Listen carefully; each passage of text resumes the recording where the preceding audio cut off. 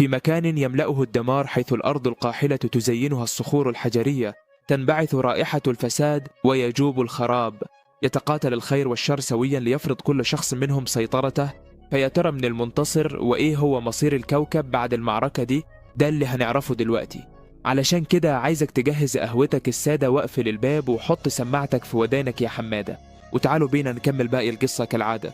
ده هو بليد بيكون في معركة مع ملك الشياطين. ملك الشياطين بيقول له جهز نفسك علشان هدمر الكوكب بعد ما اخلص عليك. ما بيديله فرصة ويخرج صخرة كبيرة باستخدام سحره، بيجمع كل قوته بيوجهها ناحية بليد. صاحبنا بيكون معاه صخرة صغيرة بيجمع كل قوته فيها، هو كمان بيوجهها ناحية الصخرة الكبيرة ويدمرها على طول. بيطلع السيف بتاعه وبيقول لملك الشياطين انت وقتك خلص معايا، يلا علشان نخلص القتال ده. بيهجموا الاتنين على بعض هجمات كتيرة، قوتهم بتكون متكافئة وخلاص جابوا اخرهم. بيروحوا ناحية بعض كده وكل واحد بيرشق سيفه في صدر التاني، الاتنين بيقعوا على الارض وينتهي القتال. بس انت فاكر انه مات بالسهولة دي؟ لا والله، بيعدي الوقت وبنشوف صاحبنا في أكاديمية رودز لتعليم السحر. ما بيكونش داخل علشان يتعلم ولا حاجة، لا ده عايز يكون صداقات مع كل الناس. بيدخل جوه بيسلم على كل اللي بيقابله، بيعرفهم بنفسه وينسمي يبقى بليد. كل الناس بيبقوا مستغربين وبس بيسلموا عليه وبيعرفوه بنفسهم. بيعرض عليهم انهم يبقوا اصحاب فبيوافقوا على طول. صاحبنا بيبقى في قمة سعادته وبيكون هدفه يعمل مجموعة كبيرة من الأصدقاء. بتقطع كلامهم بقى البنت دي بتقول لهم انتم عاملين دوشة ليه؟ مش عارفين نركز منكم. البنت دي اسمها إرنست ودي تبقى الطالبة الأولى في الأكاديمية. بيحذروا بليد منها بس هو ما بيديش لكلامهم أي أهمية. بيروح علشان يتعرف عليها فبتقول له انت مين؟ أنا أول مرة أشوفك في الأكاديمية. أصلا أصحابه بيحاولوا يدافعوا عنه ويقولوا لها إن هو لسه منقول جديد. فبتقول لهم ازاي الشخص ده اتنقل الأكاديمية هنا؟ ده شكله ما عندوش أي موهبة خالص، والأكاديمية ما بتسمحش غير بانضمام الأشخاص المؤهلين إن هم يبقوا أبطال. بليد بيقول لها أنا مش جاي هنا علشان أبقى بطل، أنا جاي هنا علشان أكون صداقات. البنت بتقول له أنت عبيط ولا إيه؟ أنت مسمي دي أهداف، أنت مالكش أي لازمة.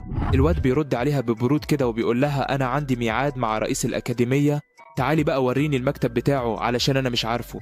وبالفعل البنت بتاخده وبتروح هناك. أول ما بيدخلوا بتتصدم أرنست من الشخص اللي موجود، بتنحله احترام كده وبتعرف ان الشخص ده يبقى امبراطور البلاد. بس بليد ولا فارق معاه اصلا، بيقول له انت كنت عايزني في ايه يا عم انت؟ إرنست بتشده علشان بتبقى فاكره انه مش عارف هو يبقى قصاد مين. بتعتذر للامبراطور فبيقول لها انت اكيد أرنست رئيس الاكاديميه اللي فات حكالي عنك. قالت له اللي فات ازاي يعني؟ قال لها ما انا نسيت اقول لك من النهارده انا هبقى رئيس الاكاديميه دي. أرنست بتقول له انا هبقى مبسوطه لو هتعلم على ايد واحد زيك بتفضل تقول فيه شويه اشعار وتطبل كده.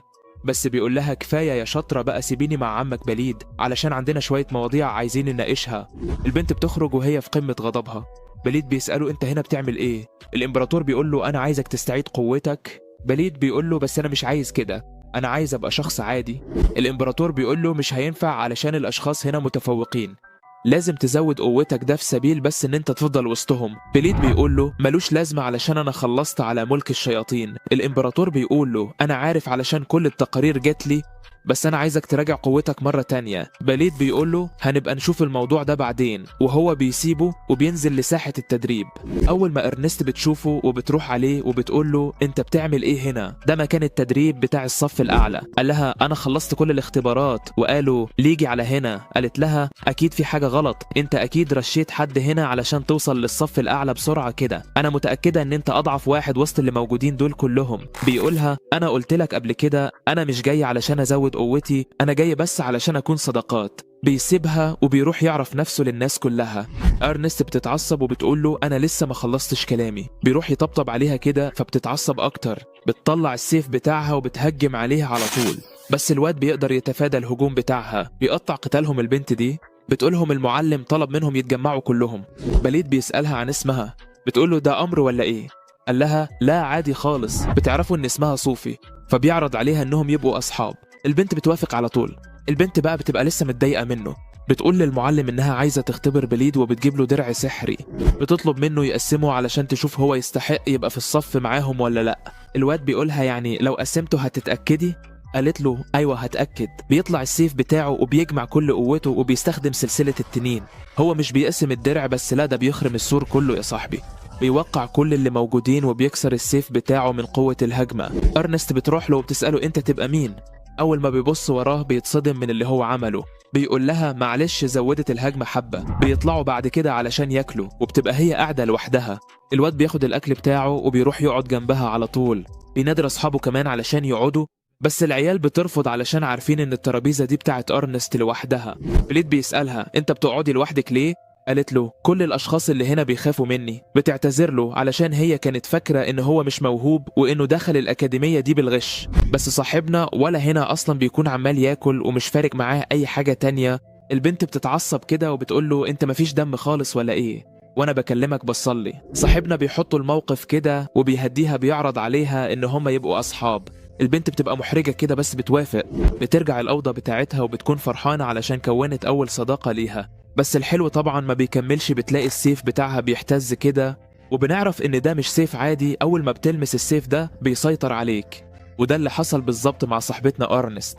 تاني يوم بقى بتروح تضرب مع الواد ده اللي بنعرف ان اسمه ليو. بليد بيكون واقف يتفرج عليهم. ليو بيجمع كل قوته وبيروح يهجم على أرنست، بس البنت بتخبطه ضربة واحدة بتطيره من مكانه. بيبقى القتال التاني مع صوفي، واحدة يمين على واحدة شمال، وبيبقى واضح ان صوفي دي قوية جدا. بتهاجم على أرنست بسحر النار بس هي بتقدر تصده. بتستسلم بعد كده علشان مش عايزة تكمل القتال ده. إرنست بتقول لبليد جه دورك تعالى هاجم عليها، بس بيبقى واضح عليها التعب جدا، وكمان بتفقد السيطرة على السيف وبيغمى عليها. بياخدها بليد وبيروح للطبيبة وبيطلب منها تنقذها، بس قبل ما يخلص كلامه بتفوق أرنست وبتقولهم انها عايزة تمشي. بليد بياخدها تاني وبيطلعوا لبره، بس هي ما بتكونش عايزة تبين ضعفها لحد. بتسيبه وبتمشي لوحدها. بيروحوا بليد في غرفة البيانات بتاعة الأكاديمية ويبحث عن السيف بتاعها. بيعرف إن ده سيف ملك الشياطين وبيعرف كل حاجة عنه. تاني يوم بيروح للمحاضرة وبيعرف أرنست بكل اللي هو عارفه. بيطلب منها تسيبه يساعدها علشان هم أصحاب. بياخدها وبيطلع لفوق المبنى كده، وبيعرفها إن السيف ده مش عادي، بيدي لصاحبه قوة كبيرة بس لازم تسيطر عليه الأول. بيسألها السيف ده معاها إزاي. عرفتوا بقى كل اللي حصل معاها وهي صغيرة، وإن السيف حاول يستولي عليها وخلاها متعطشة للدماء والقتل، بس هي كانت بتحاول تسيطر عليه على قد ما تقدر. وكل فترة بتسمع صوت كده بيقول لها تسيب السيف يدمر ويقتل كل البشر. بليد بيقول لها إنها لازم تسيطر على السيف وتخليه يعترف بقوتها. قالت له طب لو فشلت هتحول لشيطانة.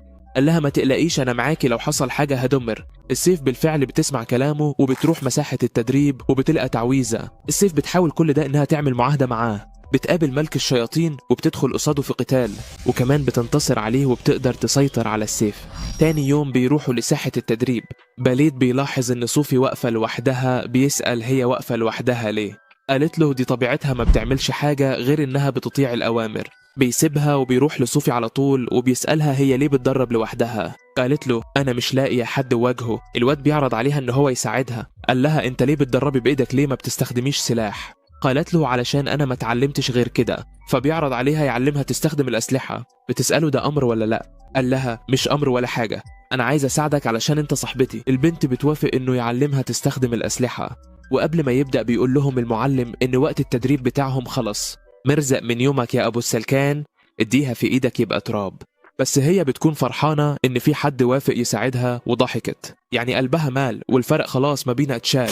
تاني يوم بيروح من بدري علشان يعلمها استخدام السيف. بيقول لها جرب تقطع الدرع الحديدي ده. بتحاول بس ما بتعرفش. بيقول لها اعتبر السيف جزء من جسمك واعملي كده هتقطعي على طول. بتقعد تضرب طول اليوم لحد ما بتقدر بالفعل انها تقطع الدروع كلها. بليد بيقول لها كفاية كده النهاردة ونكمل تاني بكرة.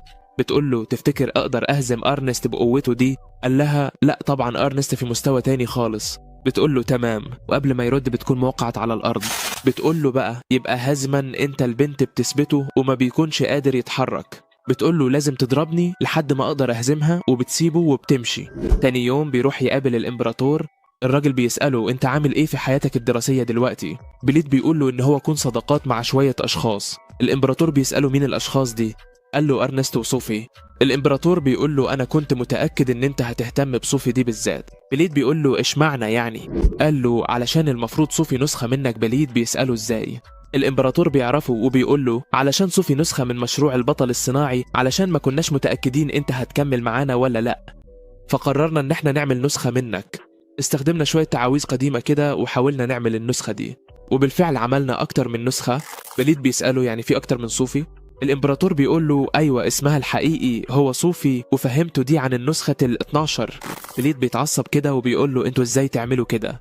الإمبراطور بيقول له مش أنا اللي عملت، أنا اكتشفت الخطة دي بعد ما عملوا 12 نسخة وطلعت قراره إن هم يوقفوا التجارب دي. ضميت صوفي الأكاديمية وديتها حرب، ضرب دي ضميت صوفي الأكاديمية وديتها حريتها، بس هي لسه بتعتبر كل الكلام اللي بيتوجه لها أوامر. بليد بيتعصب كده وبيسيبه وبيطلع بره، بيقول إن ده كله بسببه. البنت اتسلب منها حياتها الطبيعية علشان بس تجسد شخصيته، بيقرر إنه لازم يرجع لها حياتها الطبيعية. بيروح على الطبيبة كده وبيسألها إزاي يرجع شخص لحياته الطبيعية تاني، بتديله شوية نصايح علشان يمشي عليها. ما بيكتفي بكده طبعا، بيسأل كل اللي موجودين معاه في الأكاديمية وياخدها بعد كده وبيطلع جولة في المدينة. أرنست والبنات اللي معاها ما بيكونش عاجبهم الموضوع، بيطلعوا علشان يراقبوه. بتوصل صوفي وبيعرفها بليد بالبرنامج بتاعهم، بالفعل بيخرجوا وبيتمشوا في المدينة كلها سوا. البنات ما بيكونش عاجبهم اللي هو بيعمله، بيبقوا متضايقين منه على الآخر. صاحبنا ولا فارق معاه أصلا، بيكملوا اليوم بتاعهم عادي لحد ما بيخلص اليوم وبيروحوا يقعدوا عند نافورة كده. صوفي بتبقى مستمتعة باليوم ده، بس بتسأله هو ليه بيعمل كده؟ قال لها علشان انت صديقتي. بتقول له بما اننا اصحابة انا عايز اعترف لك على حاجة، انا مش انسانة عادية، انا عينة اختبار مش كاملة، اتعملت علشان تكون صورة للبطل الحقيقي، وقوتي مش عادية كمان، بس ما بقدرش اتحكم فيها، بس بقدر اغير قوانين الفيزياء، وكمان اقدر اوقف الزمن، بس ما اقدرش اعمل كده اكتر من 10 ثواني. مش عارفة اقدر اكمل في الصداقة دي ولا لا. قال لها بما انك اعترفت انا عندي كمان حاجة عايز اعترف لك بيها، انا هو البطل الحقيقي، انا اللي اتسببت ليك في كل المشاكل دي. انا ما كنتش عايز ابقى البطل ولا يبقى عندي القوة دي، كان نفسي أعيش كشخص عادي من غير حروب ولا قتالات، علشان مهما عملت الناس مش هيرضوا عنك. صوفي بتروح وبتحضنه كده وبتقول له لازم تفتخر بكونك البطل، علشان انت ما تعرفش عدد الناس اللي انت أنقذتها ولا المدن اللي منعت تدميرها. أنا فخورة لأن أنا صورة للبطل ده وعايزة أبقى زيك في يوم من الأيام. بليد بيفرح كده من كلامها وبيقرر إنهم يخلوا الموضوع ده سر بينهم. تاني يوم بقى بيروحوا الأكاديمية عادي وبيكونوا قاعدين ياكلوا سوا. البنتين اللي كانوا مع أرنست امبارح اترجوا وبقوا في الصف المتقدم، واللي بيكون اسمهم كلير وشيكا بتقول لهم أرنست إن الإمبراطور جايب وحش سحري للمدرسة علشان يتدربوا عليه، وقبل ما يخلصوا كلامهم بيلاقوا المكان بيتهز بيهم.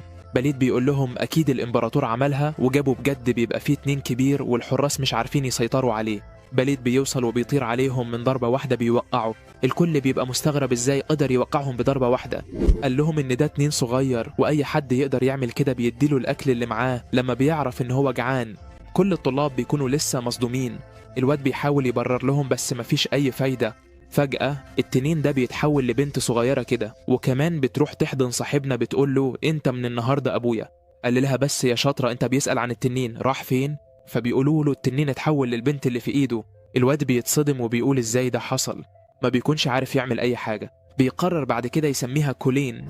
أرنست بتروح له وبتعرفه ان الوحوش السحرية كلها بتدور على القوة، ولما بتتهزم جسمها بيتدمر بس بيفضل جزء تقدر ترجع بيه الجسم ده مرة تانية، وبتتجسد في هيئة مشابهة لهيئة الشخص اللي هزمها.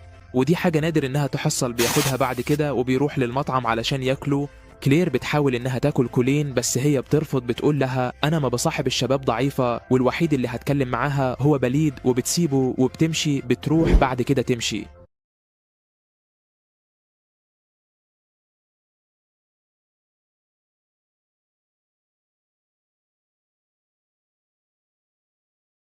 أكاديمية وبتلاقي شوية طلاب بيضربوا، بتوقف تتفرج عليهم فبيعرضوا عليها تنضم لهم. البنت بترفض وبتقول لهم أنا ما بصاحب الضعفاء. بتيجي ماشية تاني بس بتلاقي في وشها بياخدها وبيروح علشان يناموا. بيبقى لسه ينام، بيلاقي الباب بتاعه بيخبط، بيطلع يفتح وبيلاقي أرنست بيعرف كل المعلومات اللي هي عرفتها، وإن التنانين أول ما بتولد بتلاقي أبها تقوى منها، وكمان بتاخد أبها تقود في حياتها. علشان كده لما صاحبنا هزمها هي فكرت وأبوها بيقرر إنه يعتني بيها، وبرجع للأوضة بتاعته. بس بيلاقي إن كولين مش موجودة والشباك مفتوح، بيطلع لفوق المبنى كده وبيلاقيها قاعدة فوق. بيسألها أنت قاعدة هنا ليه يا بنتي لوحدك؟ قالت له ببص على القمرين اللي في السما الصغير اللي بيفكرني بالابن والكبير بيفكرني بالأب. القمرين دول بيكونوا دايما مع بعض، كنت ببص لهم وانا لوحدي وكان نفسي الاقي حد يبقى صاحبي. قال لها ما انتي رافضة صاحبة اي حد في الأكاديمية هنا غيري. قالت له علشان البشر كلهم ضعفاء واحنا بطبيعتنا ما بنصح غير الأقوياء اللي زينا، علشان كده انا مش صاحب غيرك. الوقت بيعدي وبيصحى تاني يوم وبيروح للإمبراطور علشان يعرفوا إنه هيعتني بكورين. الإمبراطور بيرفض في الأول بس بيلاد بيعرفوا إنها ملهاش مكان تاني، فبيضطر في الآخر إن هو يوافق. بيروح علشان يفرح كولين بالخبر ده، بس بيلاقيها بتكلم الألعاب بتاعتها ومسمية كل لعبة على اسم شخص موجود في الأكاديمية. بتتكلم بشخصية كل واحد فيهم. بيلاحظ إنها تعرف ناس وهو ما يعرفش إنها موجودة أصلا في الأكاديمية، فبيروح يقعد مع أرنست وبيعرف إن كولين بتدور على أصحاب، بس الطبيعة بتاعتها بتمنعها من كده علشان هي ما بتعترف بالأشخاص اللي أضعف منها. أرنست بتقوله يبقى الحل بسيط، لازم كل الطلبة يهزموها علشان تعترف فيهم. بيروح تاني يوم لساحة التدريب وبيطلب من كل اللي موجودين يساعدوه ويدخلوا قتال مع كولين، وكمان عايزهم يهزموها. بيقولوا له ان هي قوية وهم مش هيقدروا عليها خالص. الواد بيقعد على الارض كده وبيترجاهم، هي كمان بتترجاهم، وبيوصل كل الطلبة بتاعة الصف الاعلى بيطلبوا منهم نفس الطلب وبيوافقوا كلهم.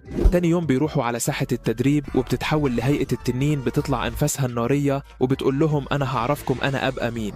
كلهم بيهربوا، بس أرنست بتواجه ضربات ناحية كولين بتقول لهم يوقفوا اللي هم بيعملوه ده. بيفتكروا التدريب بتاعهم وبالفعل بيسمعوا الكلام. بيروحوا يهجموا على كولين وينظموا الصفوف بتاعتهم، بس على مين يا صاحبي؟ كولين بتحرك الديل بتاعها بس بتطير من مكانهم. بيرجعوا يجمعوا نفسهم تاني وبيهجموا بالسهام والهجمات السحرية من كل مكان، بس ده ولا بيأثر فيها. كولين بتتعصب وتخبط بزيلها تطيرهم تاني، والشكل القتال ده مش هيبقى سهل زي ما هم كانوا فاكرين. المعالجة اللي معاهم بتحاول تعالج المصابين بس بيكون عددهم كبير جدا. كولين نازلة طحن في الكل. أرنست وصوفي بيستغلوا الموقف ده وبيهجموا عليها. صوفي بتخبط في وشها وأرنست بتستخدم السيف بتاعها وبتصيبها في كل جسمها. المكان كله بيبقى دخان وما بتكونش شايفة بتقع في الفخ اللي هم عاملينه ليها. بيكونوا حفروا حفرة كده علشان يوقعوا. ليه هو اللي حفر الحفرة دي أثناء المعركة؟ وكل ده كانوا بيكسبوا وقت مش أكتر. كل الطلبة بيتجمعوا وبيروحوا علشان يهجموا عليها. بتحاول إنها تدافع عن نفسها باستخدام أنفاسها النارية.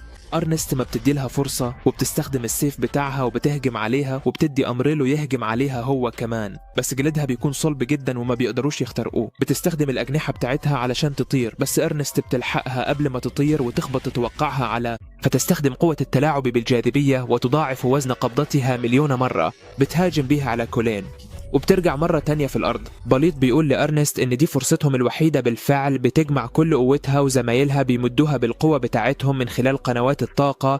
بتجهز هجمتها وبتوجه ناحية كولين، بتدمر المكان كله. بترجع كولين بشرية مرة تانية وبتعترف بهزيمتها وبتقرر تصاحب كل اللي موجودين في الأكاديمية. الوقت بيعدي. الإمبراطور بيصلح كل اللي اتدمر في المكان. بيكون جايب جهاز جديد علشان يساعد الطلبة في التمرين على القتال، والجهاز ده زي الواقع الافتراضي كده، يدخلوا جواه ويتقاتلوا كأنهم في الحقيقة. في الوقت ده بيبقى أصحابنا قاعدين ياكلوا، وبلاحظ بليد إن أرنست متغيرة. بيقولها أنت تخنتي شوية ولا إيه؟ الحاجات دي ما بتتقالش للبنات في وشهم كده. أرنست بتسيبهم وبتبقى زعلانة وبتطلع تجري. بيعدي 3 أيام وبتبقى أرنست لسه قاعدة لوحدها في أوضتها. بيروحوا يخبطوا على الأوضة بس محدش بيرد. شيكا بتستخدم السلاح ده وبتفتح الباب. بيدخلوا لجوه وبيلاقوا أرنست قاعدة تعيط، بس ثانية دي ما بتعيطش ولا حاجة، دي عمالة تاكل. بيقولوا لها إنها لازم تبطل أكل علشان كده مش هتعرف تقاتل. قالت لهم خلاص من بكرة دايت ورياضة، بس سيبوني أخلص شوية الحلويات دي. الواضح كده إن مفيش فايدة خالص. بالفعل بيبدأوا تاني يوم التمارين من أول اليوم لآخره، وبيعدل لها نظامها الغذائي وبيجربوا معاها كل الطرق، بس مفيش فايدة. أول ما بتطلع على الميزان بتكسره. بتروح لساحة التدريب تاني يوم وبتقرر إنها تعمل حاجة يمكن تنفع. بتدي سيف لبليض وبتطلع السيف بتاعها. قالت له لو حصل لي حاجة دمر الشيطان اللي هيخرج بتبعد عنه كده، وبتفعل دايرة سحرية وبتدي أمر للشيطان اللي موجود جوه السيف إنه يتخلص من وزنها الزايد. بالفعل بتنجح إنها تتخلص من وزنها، بس بعد كده بيستحوذ الشيطان عليها. بيغير هيئتها وبتروح علشان تهجم على أصحابها، بس بليد بيستخدم قوته بيقدر يوقفها عند حدها وبترجع تاني لطبيعتها. الكل بيبقى فرحان علشانها. بيروح بعد كده بليد للطبيبة وبتعرف إنه قوته اتحسنت ووصلت ل30%. بيقول لها يعني دلوقتي أقدر أستخدم قوتي كلها؟ قالت له لا طبعا، لو استعملت أكتر من 30% هتموت على طول. بيسيبها وبيطلع لبرا كده وبيقابل كلير في سكته. بيكون معاه البنت دي واللي اسمها ماريا. بيقول لها أيوة أنا عارفها، دي اللي كانت بتساعدنا لما كنا بنقاتل، وكانت طول التدريب عمالة تقع وتطلق هجمات غلط على زمايلها في قلب القتال.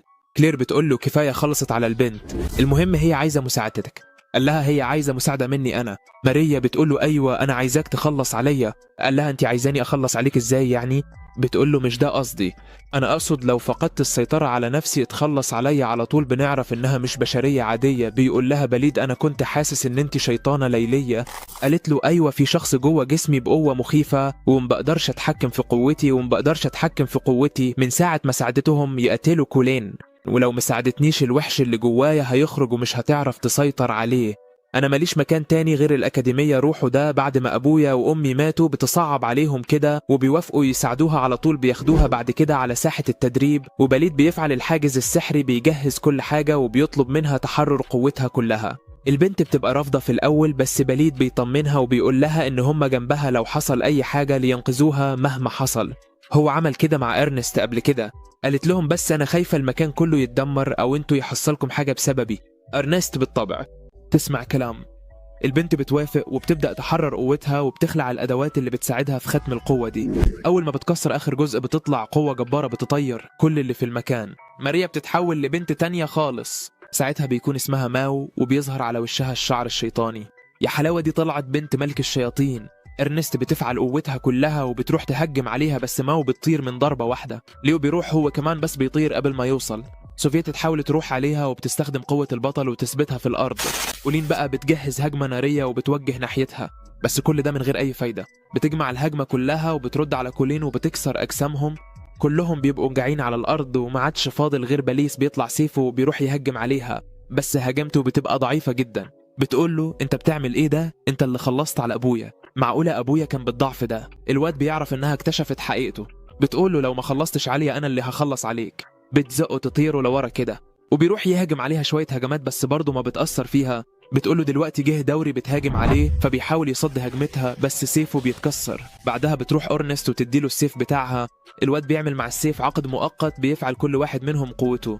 ماو بتبقى فاكرة انها تعرف ترد الضربة، بس ده يا صاحبي قاتل الشياطين. هجمته بتبقى قوية جدا وبتكسر الدرع بتاعها، بتدمر الحلبة كلها حرفيا. بيقدر ان هو يهزمها وبيبقى فرحان ان محدش منهم مات. بعدها بيقع على الأرض ويغمى عليه، بيفوق وبيلاقي نفسه في المستشفى، وبتبقى الطبيبة خايفة عليه جدا علشان كانت فاكرة ان هو مات. الواد بيطمنها وبيقول لها ان هو لسه عايش. بيسألها بعد كده عن صحابه، بتعرفوا ان كلير بتعالجهم. بيسألها عن ماو، قالت له انها لسه عايشة. بيطلع وبيقابلها في سكته كده، وبتبقى اكتشفت حقيقة ان هو البطل، بس هو بيقول لها ما تقولش لحد. قالت له خلصان، انا هخلي الموضوع ده سر بيني وبينك علشان انت ما خلصتش عليها بس. وبعدها بتسيبه وبتمشي. بيروحوا بعد كده للإمبراطور وبيقول لهم ان ما هو تنضم للأكاديمية معاهم. بيعرفوا حقيقتها وإن هم كانت بشرية بس ماتت من فترة طويلة وأبوها يبقى ملك الشياطين. بيتوتروا أول ما بيعرفوا حقيقتها، بس بيبقى عارف قبل كده بيقول لهم لازم يصاحبوها علشان ما تقلبش عليهم وتدمر المدينة. بس العيال بيبقوا خايفين إن ماريا يكون حصل لها حاجة. بيروحوا بعد كده يناموا، بس الشباك بتاع أوضة بليد بيتفتح لوحده. أول ما بيبص بيلاقي مواقف قدامه بتاخده بطير على طول، فبيسألها هي عايزة منه إيه. قالت له إنها عارفة حقيقته كلها. قال لها عرفت ازاي الكلام ده؟ كان من زمان. انت كان عندك كام سنة ساعتها؟ قالت له الأسئلة دي ما بتتسألش للبنات، بس أنا هجاوبك. يعني أنا بدأت أكتسب وعي من 5 سنين، بس السنين مش مهمة، الوحش أسطوري. قال لها يعني عايزة إيه برضو؟ قالت له أنا عايزاك أنت علشان أنت السبب اللي مخليني قاعدة في الأكاديمية لحد دلوقتي. لازم أخلص عليك واخد بطاري. قال لها بس أنا دلوقتي ما أقدرش أستخدم غير 15% من قوتي. قالت له مفيش مشكلة، هستناك لحد ما تزود قوتك وبعد كده اقتلك علشان ما يقولوش بنت ملك الشياطين قتلت شخص ضعيف. قال لها بس الشياطين بيقتلوا الضعفاء عادي. ماو بتقول له في حاجة تانية ملعنة عن قتلك وهي ان انا بحبك. قال لها انت بتقول لي ايه؟ قالت له ما تقلقش، المشاعر ما بتقدرش تسيطر على الوحوش لفترات طويلة. السبب الحقيقي اللي مانعني عن قتلك هي السلسلة اللي مش قادر اخلعها بمزاجي علشان ماريا بيقاوم جوه جسمي. بيسألها هي ماريا حصل لها ايه؟ قالت له ما تقلق.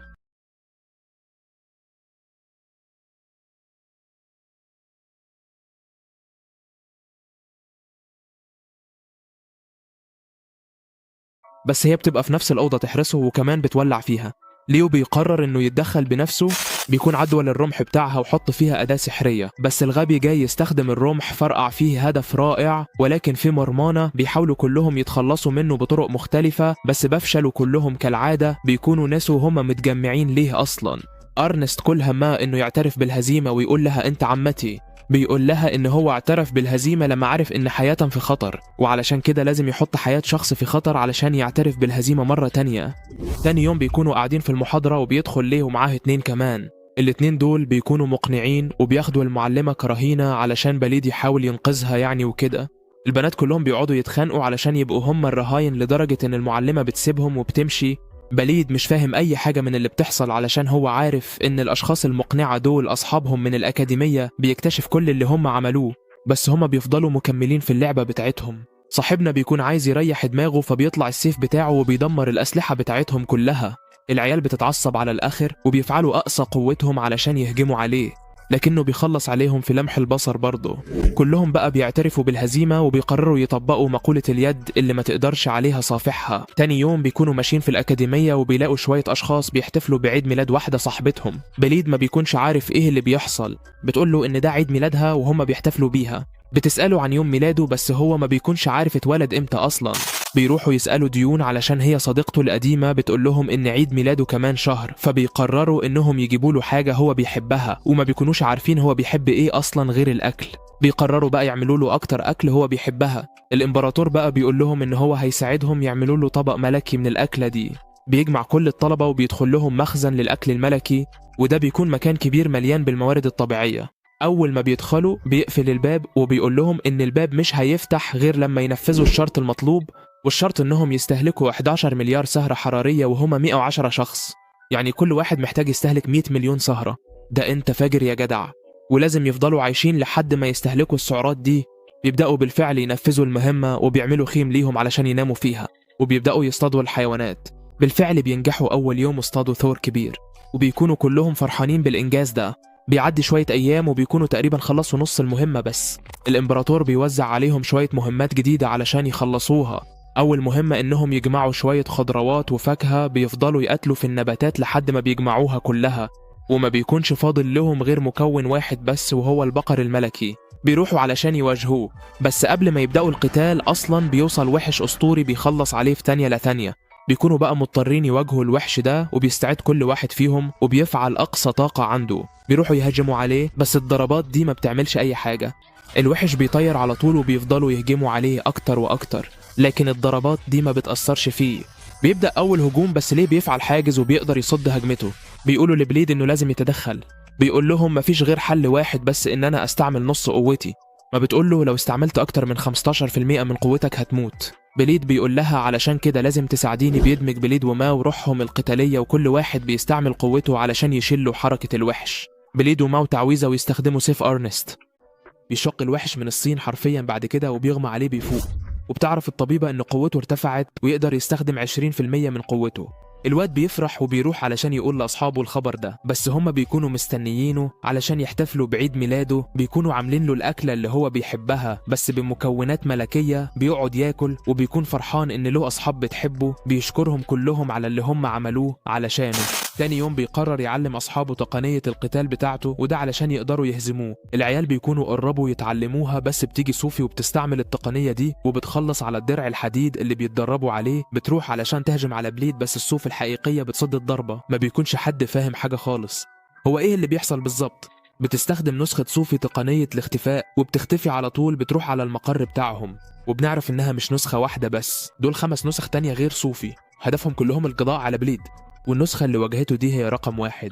بتقول لهم إنها كانت رايحة تستكشف المكان مش أكتر، وكمان بتحكي لهم عن اللي حصل معاها. باقي النسخ بيقولوا لها إن هم لازم يهجموا مرة واحدة. بالفعل بيبدأوا التنفيذ وبيراقبوا الأكاديمية من بعيد علشان يشوفوا إيه اللي بيحصل، وكمان يشوفوا إيه خط سير بلد ويعرفوا معلومات عنه أكتر. بتروح النسخة رقم 3 تهجم عليه، بس هو بيصد كل ضرباتها. بيكون قتال أسطوري، بس بتقرر صوفي الحقيقية إنها تتدخل، وقبل ما تهجم عليها بتهرب النسخة من المكان. محدش لسه فاهم حاجة برضو. بيروحوا علشان ياكلوا، بس بيلاحظوا كلهم إن النسخ دي بتمثل إنها صوفي الحقيقية لحد ما تقرب من بلد وبعدين تهجم عليه.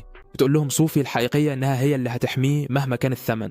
من الناحية التانية بقى بتكون النسخ متجمعة، وبيقولوا إن هم لازم يلاقوا خطة مناسبة يخلصوا بيها على بلد علشان كلهم فشلوا إن هم يتخلصوا منه. بيقول لهم الشخص ده إن هم لازم يخلصوا عليه في أسرع وقت ويثبتوا صحة البحث بتاعهم، علشان ده السبب الوحيد اللي مخليهم عايشين لحد دلوقتي. بيتحركوا بالفعل علشان ينفذوا الأوامر.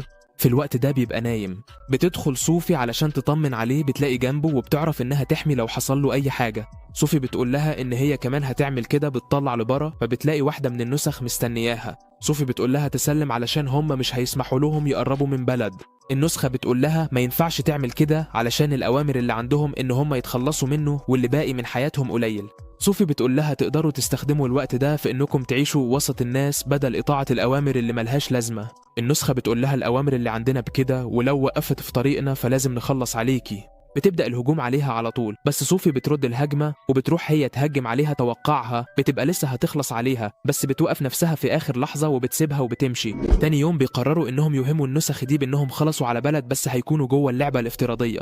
بيبقوا فاكرين إن هم نجحوا في كده، بس بتكتشف النسخ الحقيقية إن بلد لسه ما ماتش. بيكملوا مهاجمتهم له وهو بيحاول يهرب منهم على قد ما يقدر علشان ما يأذيش حد فيهم. بيوقعوه علشان ياخدوهم كأسري وكده وما يأذوه حد، بس النسخ بتتعصب وبتتحدوا مع بعض. بيفعلوا قوة البطل الصناعية وبيعملوا ثقب أسود. الثقب بيبدأ يبتلع كل حاجة، بس بتوصل صوفي وبتفعل تعويذة مضادة وبتلغي قوة الثقب ده. بيغمى عليها بعد كده، وبتوصل باقي النسخ وبياخدوا صحابهم وبيمشوا من المكان. صوفي بتفوق وبيكون قاعد جنبها علشان يطمن عليها. بتسأله في حد حصل له حاجة؟ قال لها لا، شوية جروح خفيفة وكلاير عالجتهم. البنت بتعتذر له عشان هي السبب في كل ده. بيقولها تشرح له كل حاجة بالتفصيل علشان هو مش فاهم حاجة لحد دلوقتي. هو اللي أنا والله فاهم. صوفي بتقول له البنات دول يبقى أنا برضو شوية عينات اتصنعت بنفس التقنية بتاعتها مع شوية تعديلات في مشروع البطل الصناعي، بس أنا الإمبراطورة أنقذني، إنما هم لا، محدش أنقذهم، وكلكم هنا محدش عاملني غير على إني بشرية، وكمان كنت صداقات معاكم.